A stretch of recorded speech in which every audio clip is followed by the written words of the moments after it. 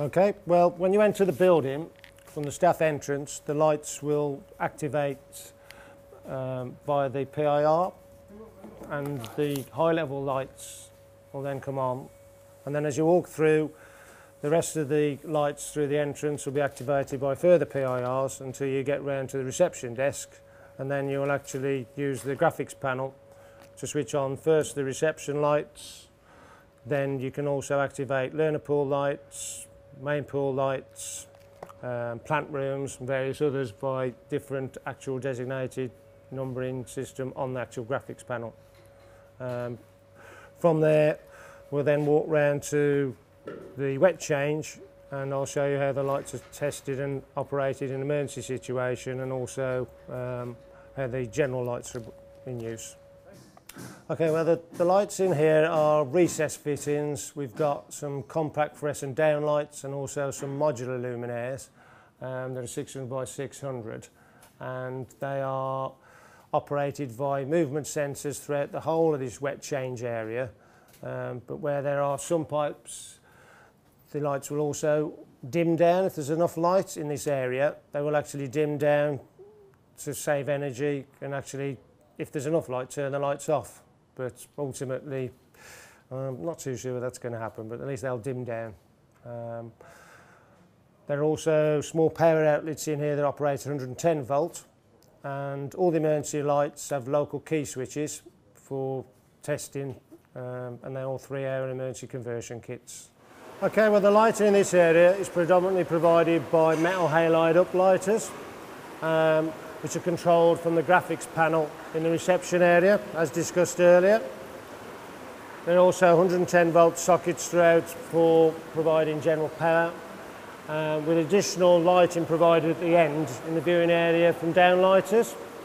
The emergency lighting is provided via the static inverter, which is located in the LV switch room, and they operate the floodlights on either end, and also 6 downlighters that provide emergency lighting around the perimeter of the pool.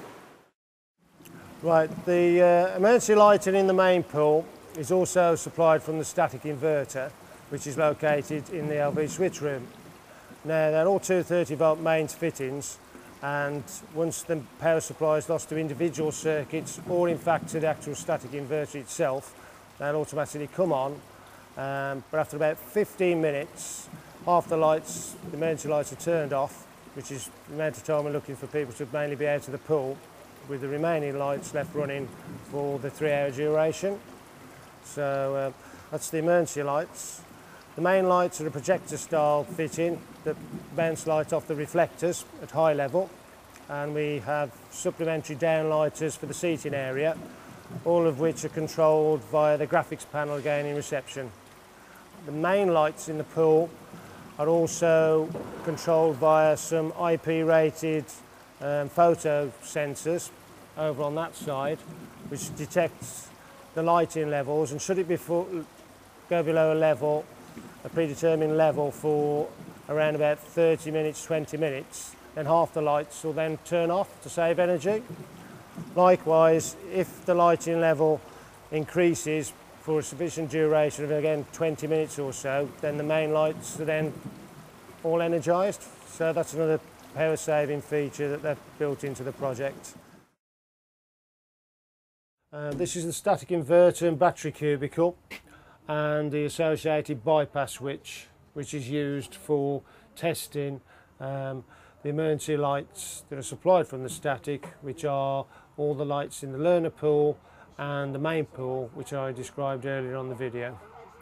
We also have the main LV panel in this room and various disc boards, along with actually the 110 volt Lakely unit that supplies the actual 110 volt sockets that I've shown you around the wet change and all the swimming pools.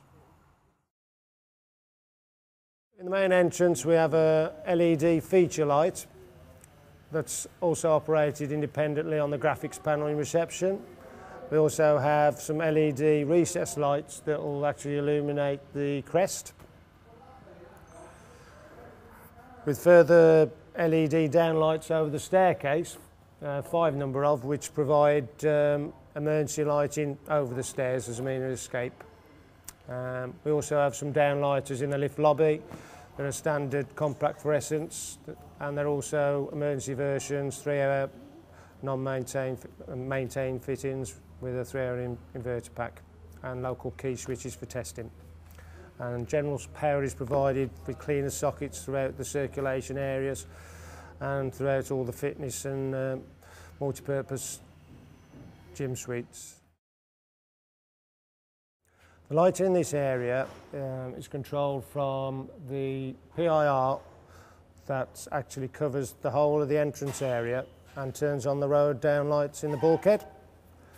That then gives you enough illumination to walk to the reception desk to operate the multi-gang switch that controls all the main lights in the actual fitness suite.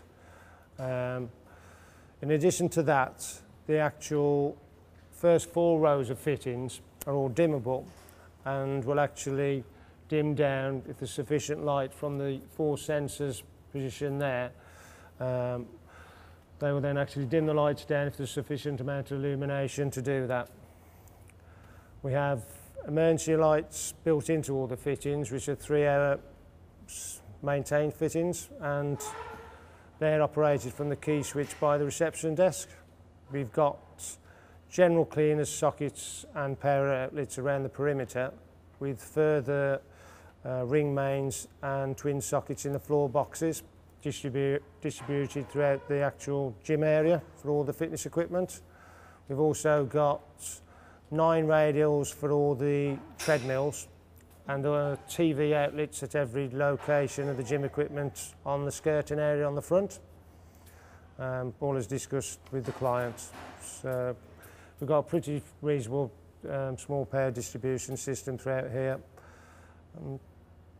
Also, in addition to that, we've got further socket outlets on the reception desk and also a spare unit for the induction loop.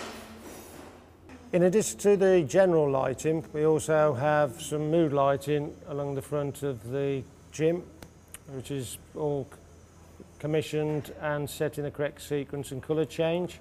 All the cables from that run in the underfloor trunking underneath the reception desk, then into the storeroom to the 2 drivers and the controller, which are all set up and commissioned, ready for use. The power in here is distributed around the perimeter by low-level sockets. We also have 2 high-level sockets and TV outlet points in that location and that location, and we've also installed a high-level twin socket and data point for the future projector.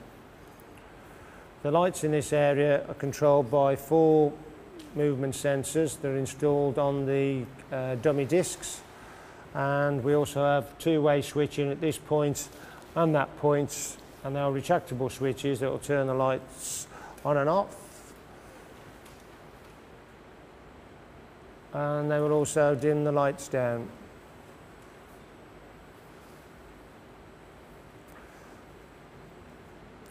And you can actually do this facility, you can actually complete this facility in both locations. So if you want to dim the lights down or up from the other switch, you just go up to that point and they'll operate from there.